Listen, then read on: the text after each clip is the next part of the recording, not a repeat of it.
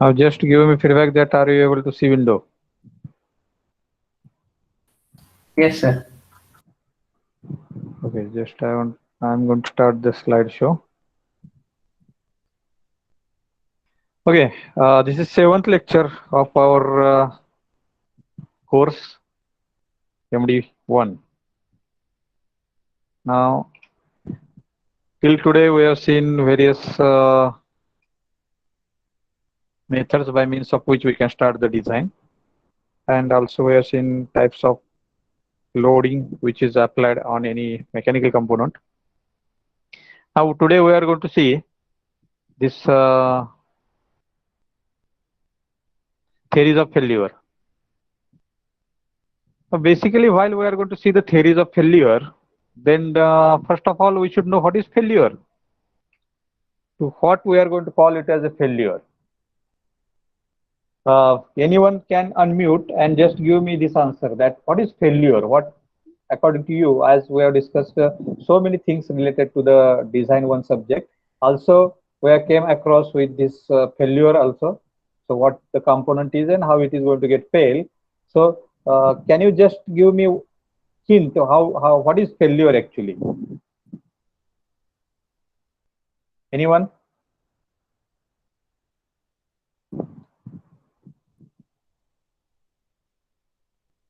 Paramar, are you able to listen me?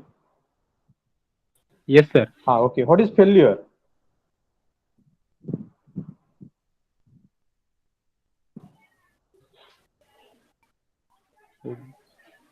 What actually you are going to call it as a failure? The limit beyond which the value increases. The The limit at which the substance or something breaks. something get breaks, right? Okay. Right. So you can unmute yourself. So what you understood about the failure is nothing but when we are going to have certain limit above which if the quantity get exceed, then we are going to call it as a failure.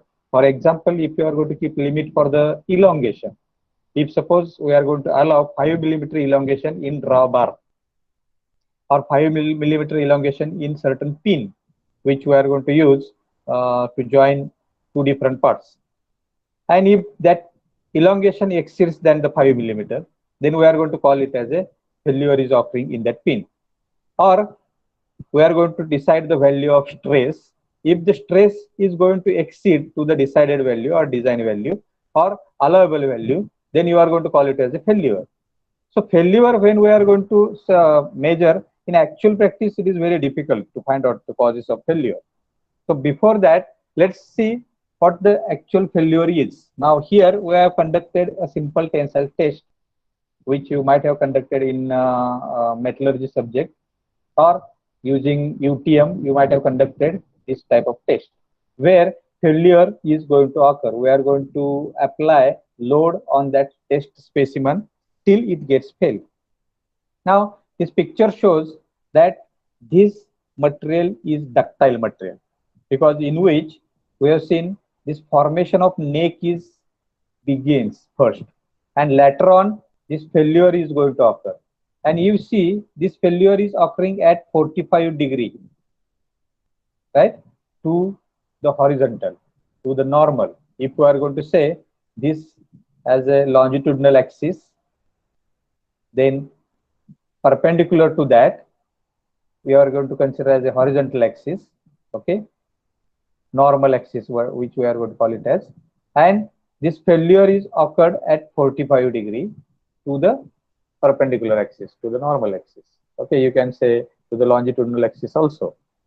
So these properties can be observed in case of ductile materials. Next, when we are going to conduct same type of test in case of brittle materials, here we can't observe any neck formation. Directly this part is going to get break into two pieces, and this is possible in case of this brittle material. Now how it is going to happen? That shear which is going to fail this ductile material normally at 45 degree. We know that it is occurring theoretically, it is at a 45 degree, practically also it can be observed somewhat here and there, 1-2 degrees may take taken place, but the failure is occurring at 45 degree in case of ductile materials. Whereas in case of brittle materials, it is perpendicular to the longitudinal axis. It is occurring on the shear plane, and directly that part is going to fail and is going to have two pieces. No doubt. This type of test we have conducted for the brittle as well as this ductile material. And you might have such type of data where the this type of tests are conducted for various materials.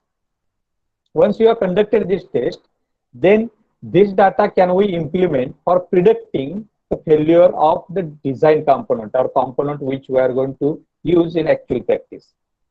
That we are going to see, and that idea will be given by the theories of failure.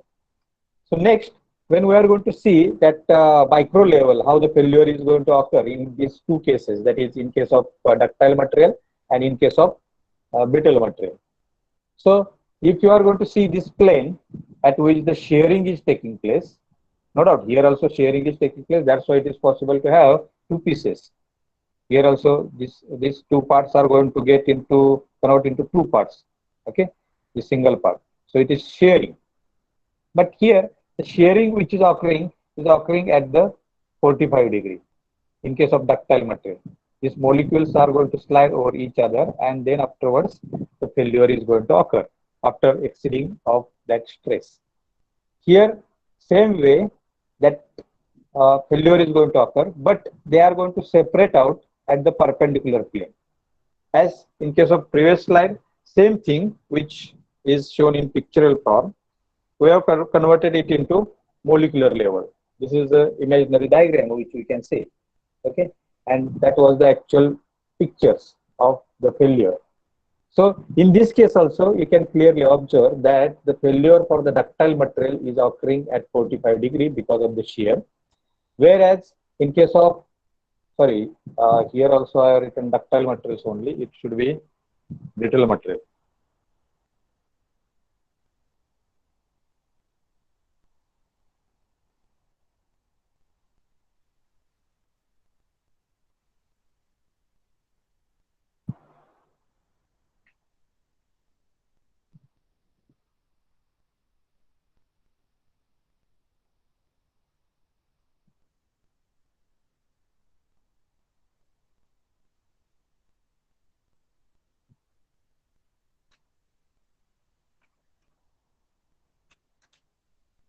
Okay, sorry.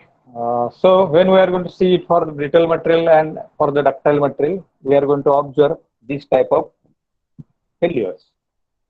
Next,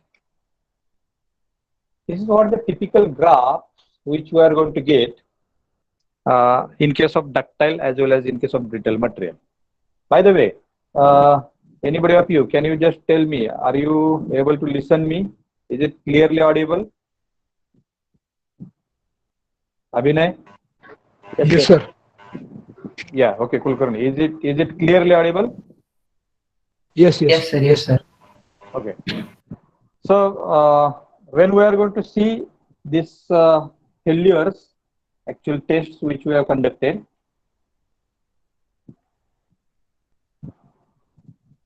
then these tests are going to give us two different graphs, and that we are going to call it as a stress strain curve, where you are going to mention stress on this y-axis and strain on x-axis.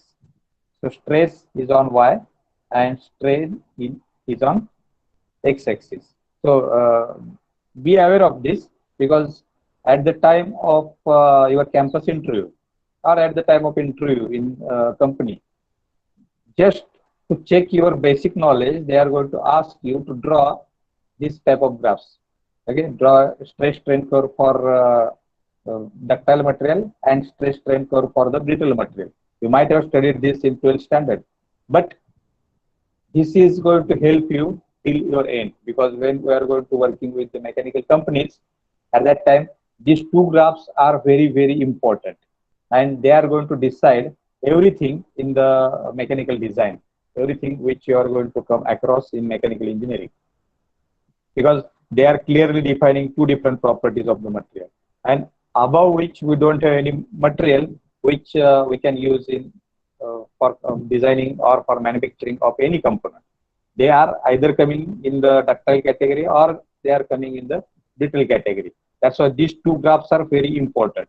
So always keep in mind that this stress is always mentioned on y-axis and strain is always mentioned on x-axis, because sometimes we may get confused where to write the stress and where to write the strain, and that can be easily understood because when we are going to have this neck formation, at that time stress is not going to increase, only strain is going to increase. So increased strain can be represented on x-axis where the stress is not going to increase, okay, at the time of this plastic deformation. So that simple trick you can just keep in mind, and you can draw this type of curve. Now, what these curves are showing us, that is important, because in this case, when we are going to see the applied load which is inducing stress in the material, first of all, we'll see for this ductile material, what will happen? This material gets elongated. As you are going to apply load, stress is going to induce and material is going to elongate. But till the point where we are going to call as a yield strain. So at up to this point, this elasticity in the material is maintained. What the elasticity means? Means when we are going to apply force or when we are going to generate stress in that part, then it is going to elongate. But as soon as you are going to release the load, it will come to the original position. That shape or dimensions of that material component will regain. That you are going to call it as a elastic limit. Above that, if you are going to go on applying load, stress is not going to increase. What the basic theory behind this? Why the stress is not going to increase? Have you thought about it? Sometimes this may be the question that why the stress is not increasing, though we are going to increase the load. Because stress is given by F divided by A, where F is the force and A is the area. So what is going to happen? If you are going to increase, still you are not going to get the increase in stress. There may be something which is going to change. So what is going to happen over there? That area is going to reduce. You can see that neck formation means that area which is sustaining that load is going to decrease. So as the force is increasing, area is decreasing, there is no any effect on the stress, because sigma is equal to force divided by cross-sectional area. If you goes on increasing force and if you goes on decreasing the area in the same level, same manner, at proportionate, you may not get any change in the sigma. So that's why mathematically we can say when we are going to increase the force, at that time as the area is going to decrease, we are not going to observe any change in the stress, sigma. What is going to happen? What is the physical significance of that? It means that the material is allowing that extension. Material is allowing. That means he is not anymore holding that force together. He is not holding. He is not resisting to the applied force. He is going to say that let that force may apply. Let that material may get elongated. But before that, in case of elastic limit, what he is going to do? That he is not allowing that material to flow. He is not allowing that material. He is going to resist it. And that's why it will regain its original shape.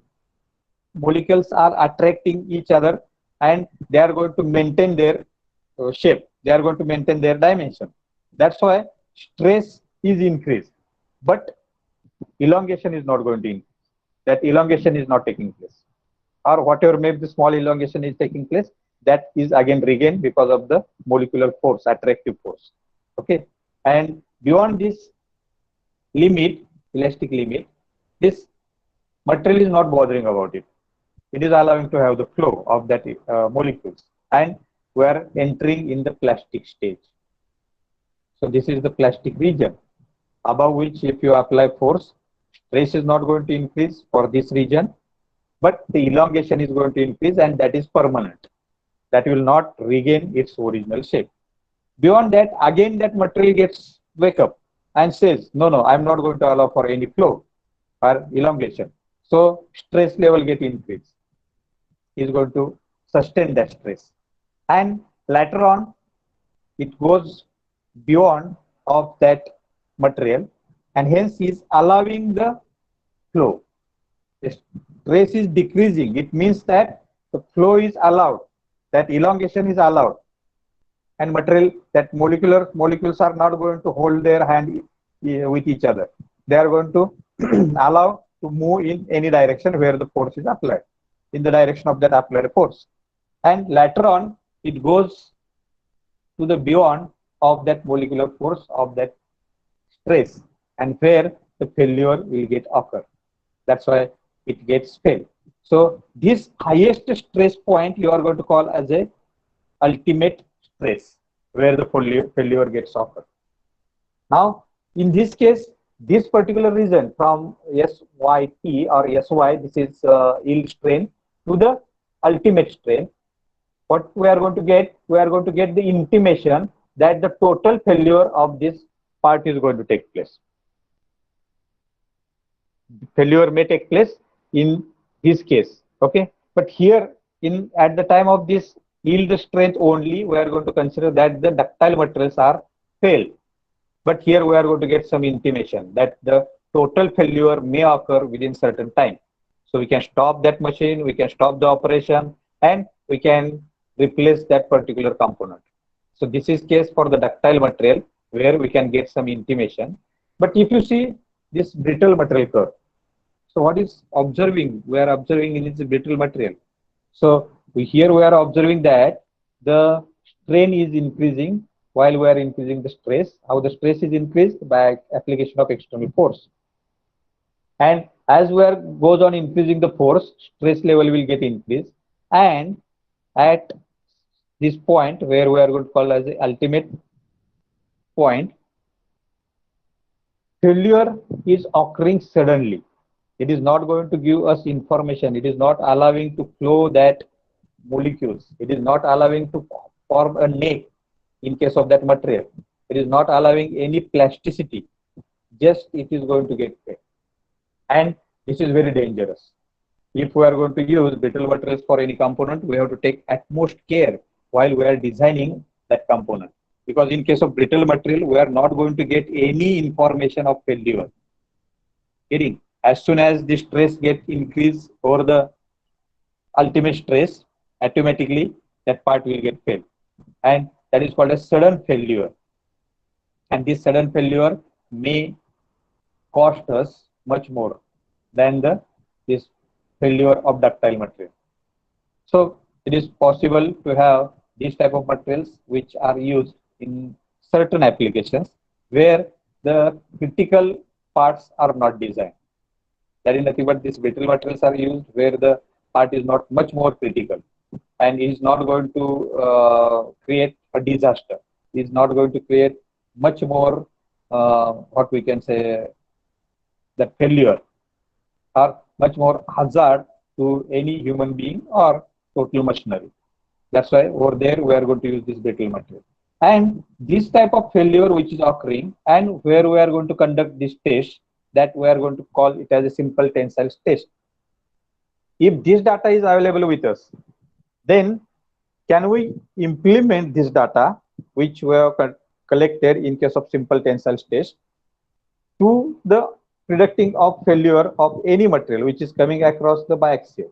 Because in case of tensile test, what we are going to do is that we are simply applying the tension and we are going to get the results. But if we are going to apply simple tension, then can we implement that data to predicting of failure of any material which is coming across with some critically applied force? That we are going to say on see on next slide.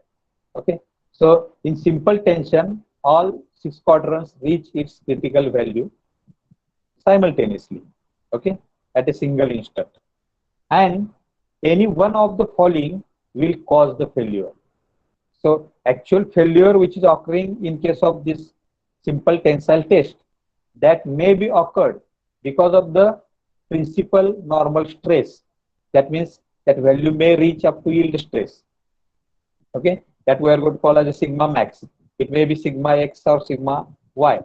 Okay, or principal shear stress that we have seen in case of ductile materials.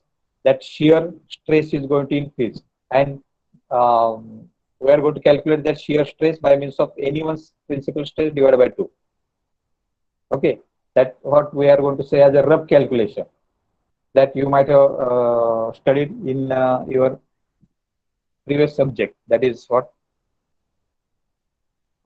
that mechanics of material. Okay, so in that you have studied that we are going to calculate the maximum shear stress by means of principal stress divided by 2, or principal strain energy, where the strain is nothing but one type of energy. If you are going to elongate it and if you are releasing, it is coming to the original position. It means that if you are elongating it, that some energy is stored into that. For example, you can take as we are going to elongate rubber, and if you are releasing it, what is going to happen? That energy is going to release. Okay, if you are going to keep that rubber in tension only by elongating stage, then we are going to say that it contains some energy.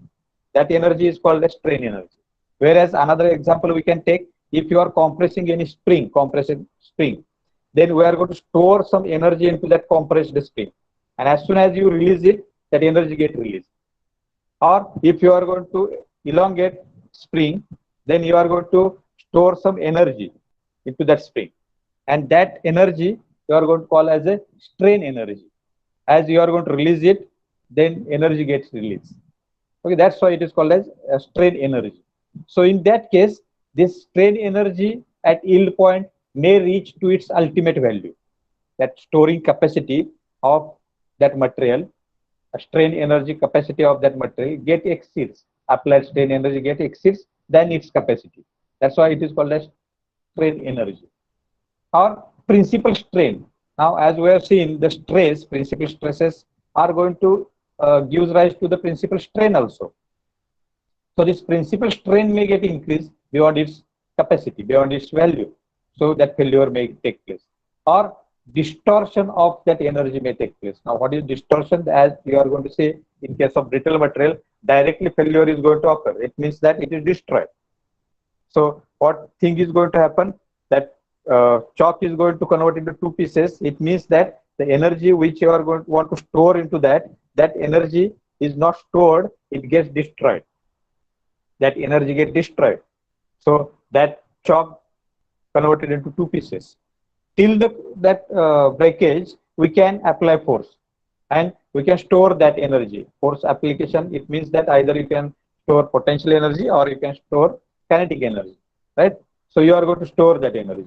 And as it is going to release, the distortion is going to take place. That's why it is called as distortion energy.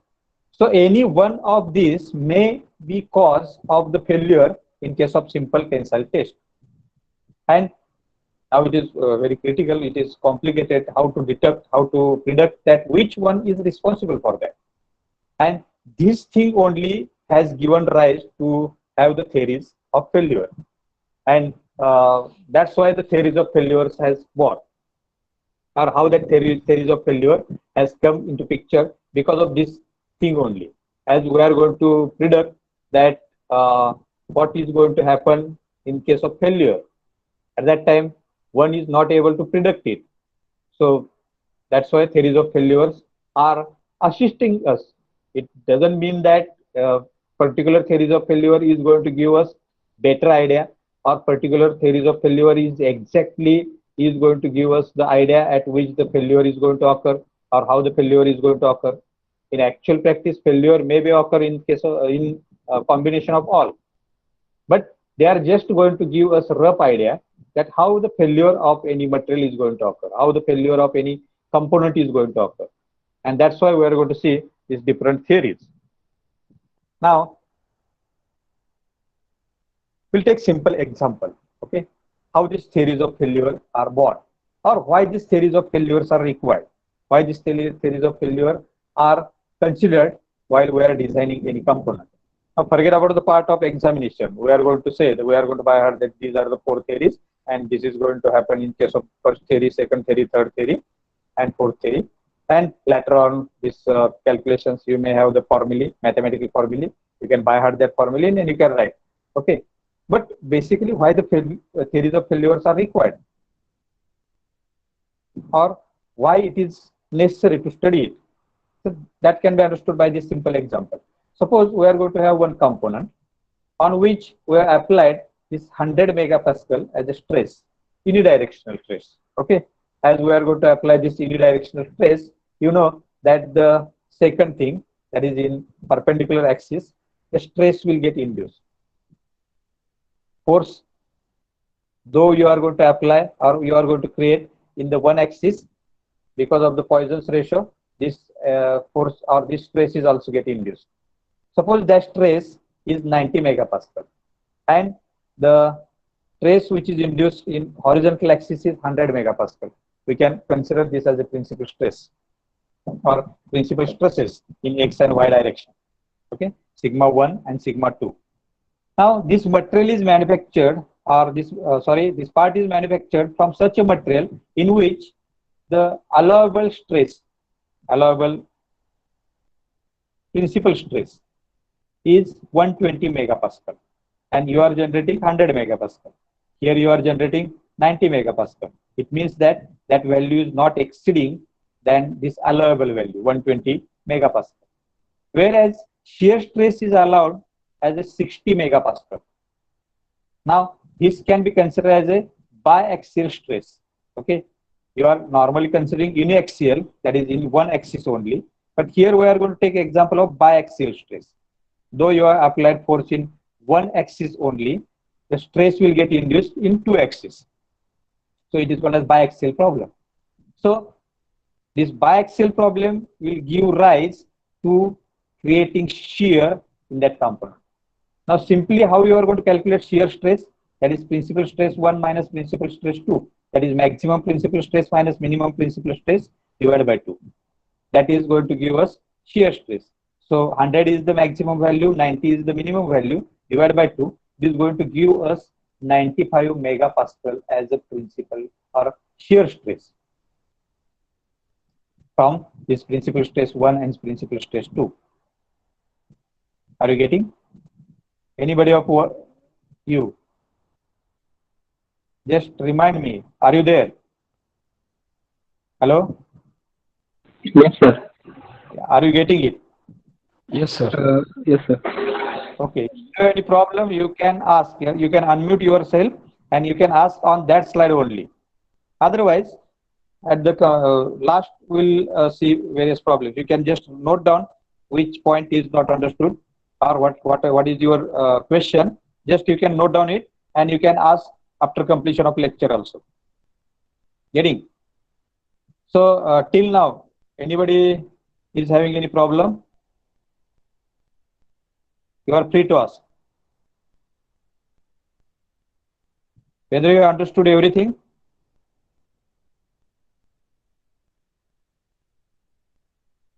Okay, we'll proceed further. So, as we are going to get the value of this shear stress as a 95 megapascal, here we can say that sigma 1 is less than sigma y, that is sigma 2. Principal stress is less than yield stress. This sigma y, that is the ultimate allowable, we can say not ultimate, allowable stress is less than this principal stress. Hence, we are saying that it is safe, that 100 megapascal is the maximum stress which has induced in x-axis, which is less than this 120. 90 is also less, as 100 is less, 90 is less than this 120 megapascal. Hence, the stress which has induced is less than the allowable stress, that is yield stress here we are going to see. And that's why the component is safe under the application of this stress. But what will happen if you are going to calculate the shear stress? The shear stress which is induced because of the principal stress 100 megapascal and 90 megapascal is 95. Now this minus sign, you may get confused in this minus sign. Okay, let me clear this first. This minus sign indicates that if the stress is in tensile direction, then it has to be subtract. Now this 90 megapascal is in compression side. That's why it is going to become negative. So this minus in bracket minus 90. That's why this minus minus is going to get plus. Okay, so one may get confused here. That tensile we are going to say as a positive, compression we are going to say as a negative. So 100 megapascal is the tensile stress, whereas 90 megapascal is the compressive stress. That's why 90 has to have minus sign. That's why sigma 1 minus into bracket minus sigma 2 is going to get the plus. So it is going to get 95 megapascal. But here we are allowing only 60 megapascal as a shear stress. So what will happen to this component? It will get failed and is going to exceed its shear limit. And that's why it is going to get failed. Failure will occur at 45 degree of its longitudinal axis. Right? So here, though we are going to say that in some principal stress or in some cases tensile stress or compressive, which are uniaxial stress, the part may seem as a safe. That component may sustain that. But if we are going to calculate the shear stress, then it is going to get failed. That's why we are going to see the various theories of failure. Now, in actual practice, we cannot predict which type of stress is coming on that component at the time of critical situation. But in normal application, we can have the idea that which type of loads are applied on that component. We can take some real life examples for the combined loading. That is not only tensile, not only compressive, not only shear. They are combined loaded. And hence, these combined loaded components are critical to design. And that's why we have to choose a particular theory for designing components. And we have to check it for the other theories also, whether it is going to get failed in that case. And if it is not going to get failed, then we can say that our design is safe and we can go for manufacturing and we can produce that actual part. So you can see here that the crankshaft, in case of crankshaft, normally torsion and bending stresses are coming. No doubt that elongation may take place or tensile stresses may be induced in that, but they are comparatively very less as considered to the torsion and bending because it has to transmit the torque. That's why majorly that is going to sustain torsional stress. As well as bending is occurring because the pistons are applying vertical load or horizontal load directly, and hence bending is occurring in that shafts.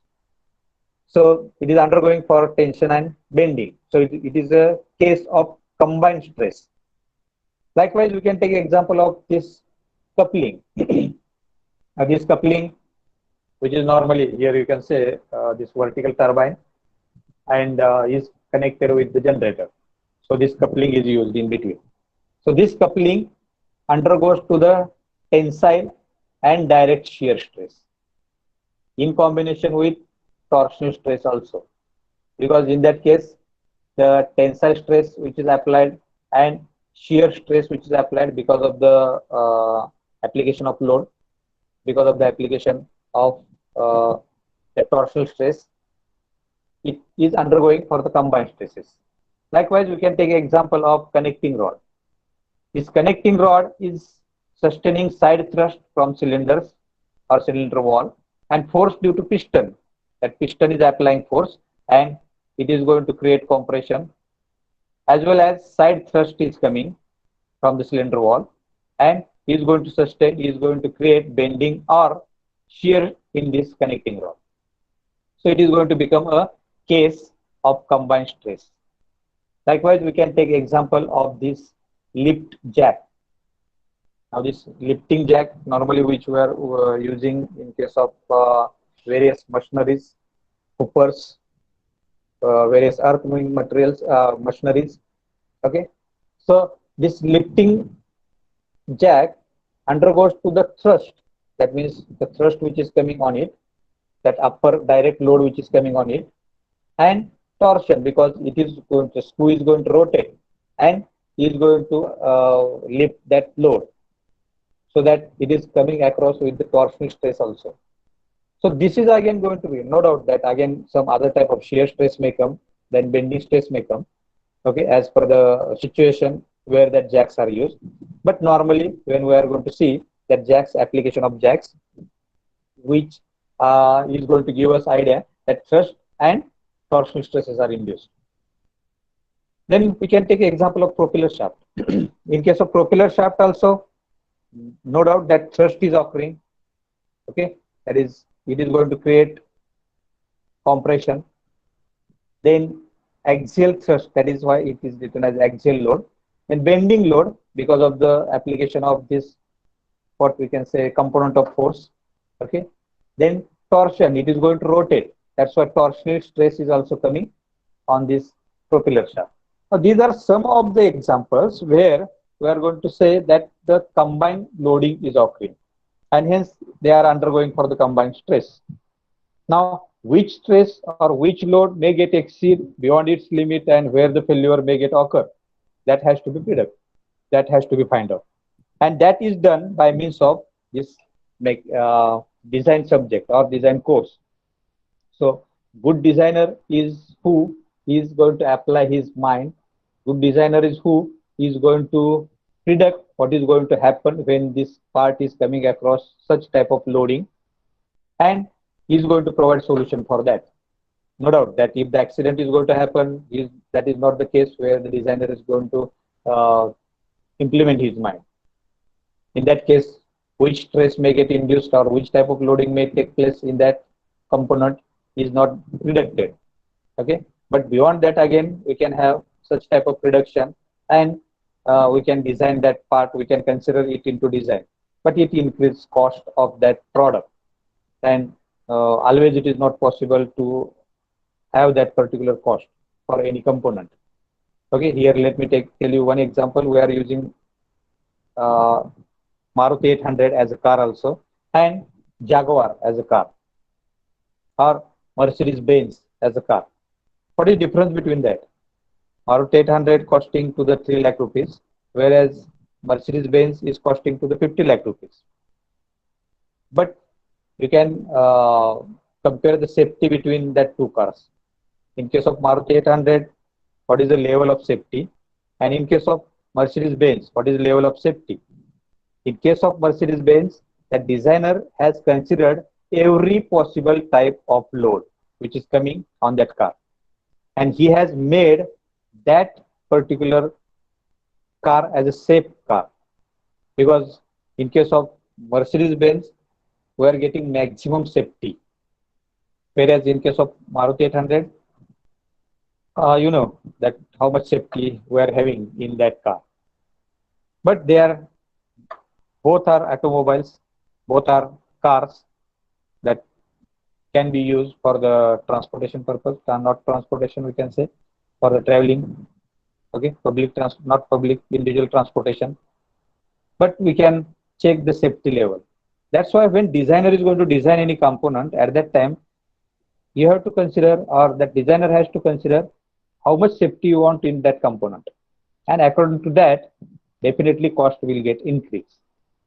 So this theories of failure is nothing but, actually what we are doing is the predicting failure in members subjected to uniaxial is very simple. That means only one force is applied, in only one direction force is applied, then that prediction is very simple, either tensile or compressive, right? And we can get the straightforward results from that, because all the failure criteria are reaching the critical limit at an instant. Because in that case, that failure criteria which we are going to use, strain energy or principal stress or principal strain, all these things are reaching to its ultimate value at a time, and failure is going to occur. In case of unidirectional force, one directional force only. But in case of multi-directional, multi-axial loading, you can see here, in multi-axial loading, the prediction of failure is much more complicated, because we cannot predict which stress may get exceed above the limit. And because predicting the case of failure, that is, which quantity of failure criteria is, in this case, crossing the limit, is difficult to find. That's why these theories of failure are born. That's why this theories of failure has to be studied. Thus, the theories were formulated to predict this issue, which are known as failure theories or theories of failure. Okay, hope you might have understood up to this point. Now, next, if we are going to say failure, at the time of failure, we are going to consider any point, okay, as it is elaborated, that's why this is bigger, okay, but you can consider that this oval shape is a point, okay, and this ellipse oval shape is the point where we are going to apply different force.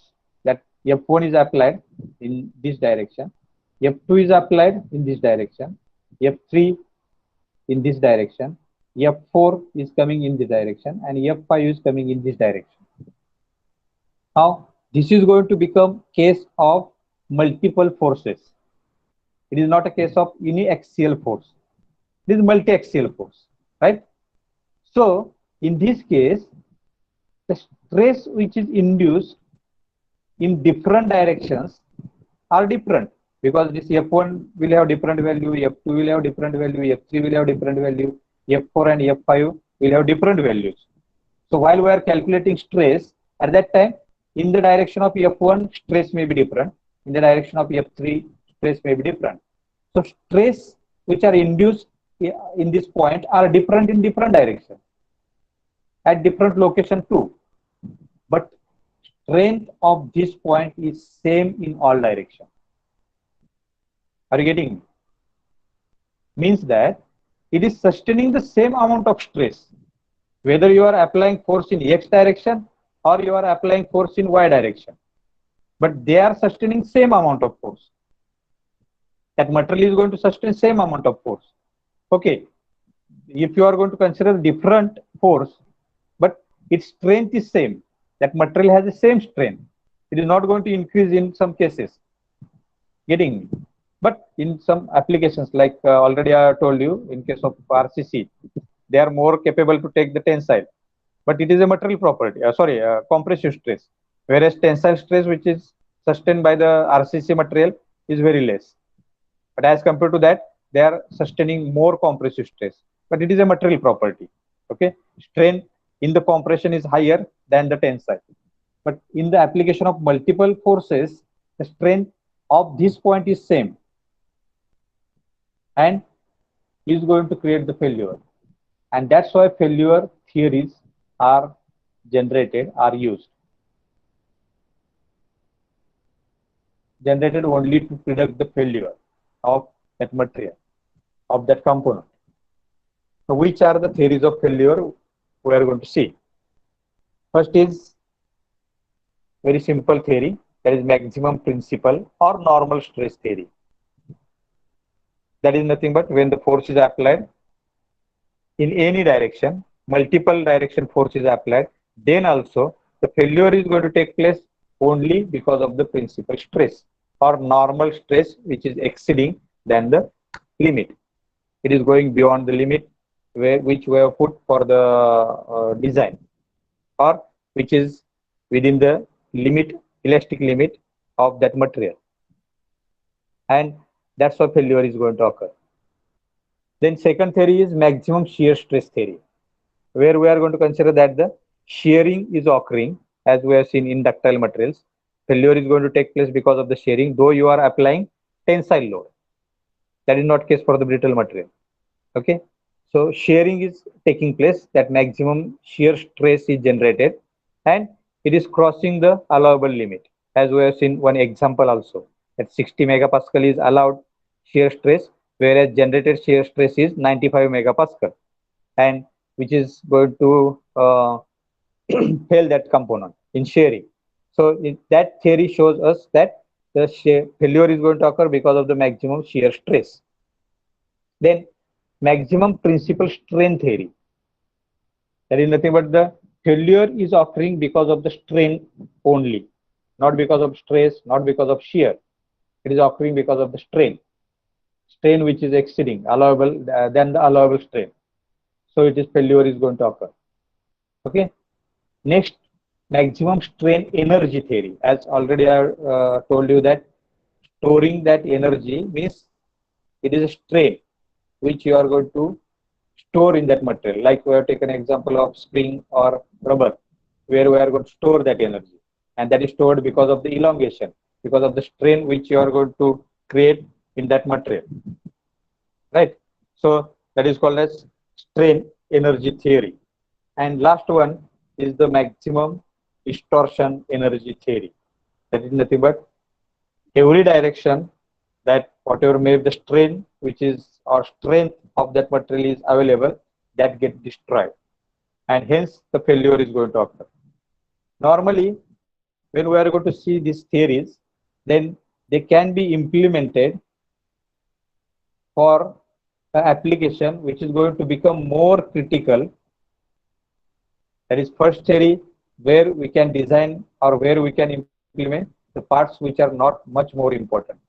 If that part is somewhat important, we can go for the next theory. If that part is increasing its critical position in the component in the machinery, then we have to move to the next theory. Likewise, this theory, maximum distortion energy theory, is the better idea and can be implemented for the complicated stress analysis. That is called as Von Mesh stress also, because it is discovered by these two engineers, scientists we can say, okay, Hocken and Von Mesh. So this is normally, if you are going to see Von Mesh stress, then the Von Mesh stresses are nothing but the stresses which are induced in every direction, okay, and that is based on this distortion energy theory. These 1, 2, 3, 4, 5 theories which we are going to see. One more thing, let me clear here only. Though we are not going to have the mathematical proof, mathematical all the things for these theories, which are not expected to be studied in this course,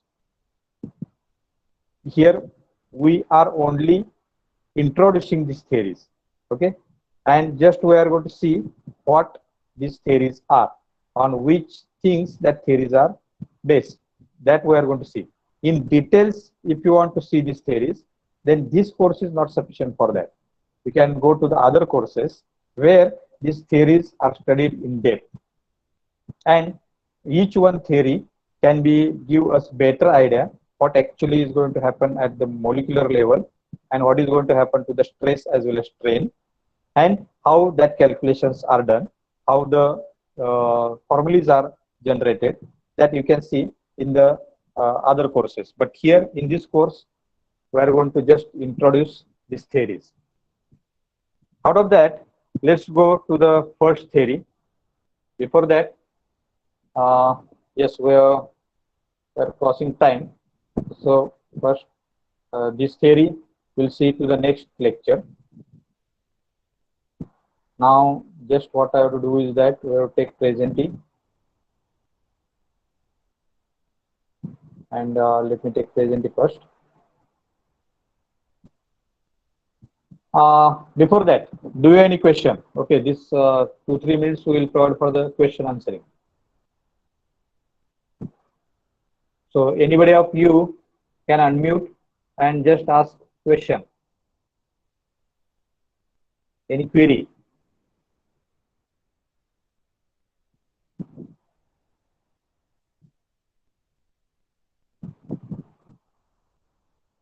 Onkar Jagtap. Onkar Jagtap. Do you have any question? No, sir, problem. Whether you have understood everything? Yes. Oh, that's nice. Okay, next, anyone? Do you have any query or question related to the slides which we have completed? If not, we are going to stop here.